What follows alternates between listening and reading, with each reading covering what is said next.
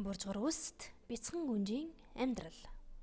Өхөөрдөн бяцхан хэвлүүхэн яриатай хөгжилтэй дөрүүдийг дэлгэцэн мөхөлсөн буржгар үст бяцхан охины дүрийг үзэгч бүр хараад өхөөрддөг бизээ. 1930-аад оны үед кинонд бүтээсэн эгдүүтэй дөрүүдэрээ олны танил болсон тэрээр ердөө 6хан настайдаа Оскарын шагналын эзэн болж алдар нэрийн өргөлд хүрсэн юм.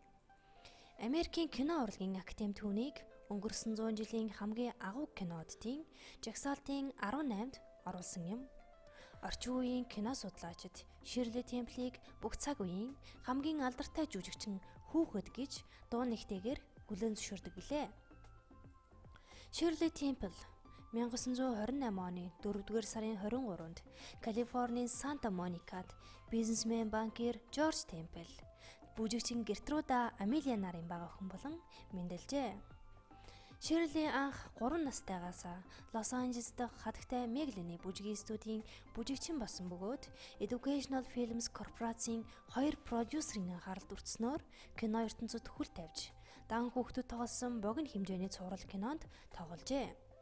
Охиноо урлагийн замд дэмжсэн ээж Гертруда нь өдөр бүр охиныхоо өсийг ороож янзалж өгдөг байсан төдийгүй бусдын хайрыг татсан буржгар үсийг нь хадгалахын тулд 7 хоногт нэг удаа цуугаар зайлдаг байжээ. Үзүүрээсээ уг хүртлээ буржисэн үс нь заримдаа орооцолдож самнахад төвхтэй байсан төдийгүй цуугаар зайлахдаа нүд нь хорсож өвддөг байжээ. 1933 онд Fox кино компани Ширлитэй 7 хоногийн $150 хамтран ажиллах 7 жилийн хугацаатай гэрээг байгуулахад ээж нь мөн охиныхоо өсчнээр 7 хоногийн $25 ажиллах гэрээ байгуулсан гэдэг. Бяцхан охиныг жижиг биетэй том хүн хэмээн дуйлан гарч байжээ.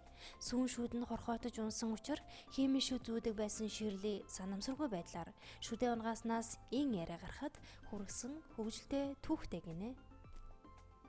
1935 онд тэрээр анхны бяцхан од болсон бөгөөд Оскарын шагналын эзнээр тодорчээ.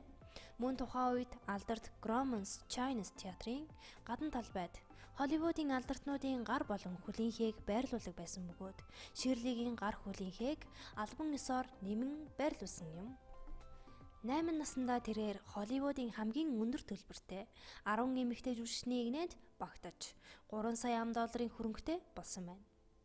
Тэрээр дэлхийн хамгийн өндөр үнэтэй 10 оддын тоонд багтаж чадсан бөгөөд түүний зургууд нь хаа сайгүй байхаас гадна зурагт хуудас, ил загтал, бэлэг дурсгалын зүйлгээд бүр Ширли нэртэй буржгар үстэй хүүхэлдээ хүртэл гаргаж эхэлжээ. Нэгэн компани түүний хүүхэлдэйн хуулбарыг бүтээсэн бол өөр нэгэн компани Ширли нэртэй спиртгүй коктейл гаргаж эхэлсэн юм. Худалгүй тэрээр бидний сайн мэдих буржгар үст сэргэлнүүдэн хөх шувуу, бяцхан гүнж, бяцхан хурандаа зэрэг гайхамшигтай бүтээлүүдийн гол дүрийг бүтээж хамгийн алдарт хүүхдүүдийн тоонд зүй ёсоор бичигдэх болов. Ширлигийн бага нас жинхэнэ жүжигчний амьдрал байсан юм. 1961 онд Ширли Темпл дэлгэцэн урлагийг бүр мөсөн орхилоо. Ширли насанд хүрсэн цагаас улс төрд юунаас илүү сонирхолтой болов. Тийм ч учраас 1967 онд улс төрд хүл тавихаар шийдэж төлөөлөгчдийн танхимын сонгуульд өрсөлдсөн боловч ялагдсан байна. Хожим түүнээс ярилцлага авч байсан нэгэн сэтгүүлч дахин сонгуульд өрсөлдөх тухай асуухад Ширли "Үгүй ээ, хүмүүс намайг сонгохгүй байх. Учир нь тэд намайг үргэлж 6 настайгаар минь төсөөлдөг юм блэ. Би тэднийхээ сэтгэл дотор 6 настай жоохон охин хിവэрээ байгаа бололтой" гэж хариулсан байдаг. Улс төрөөр кино урлагт гаргасан шигээ амжилт олоогүй Ширли шоу бизнес рүү хүл тавилаа.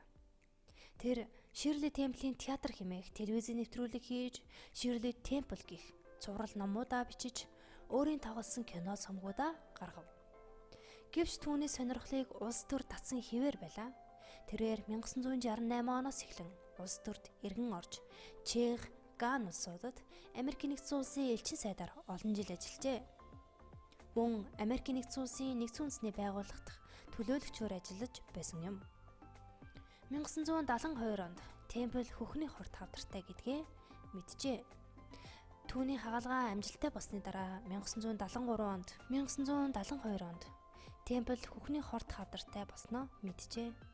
Түүний хагалгаа амжилттай болсны дараа 1973 оны 4-р сард олон нийтийн мэдээллийн хэрэгслээр дамжуулан өөрийн өвчний талаар зарлажээ. Ширли, одоо би бүрэн эдгэрсэн.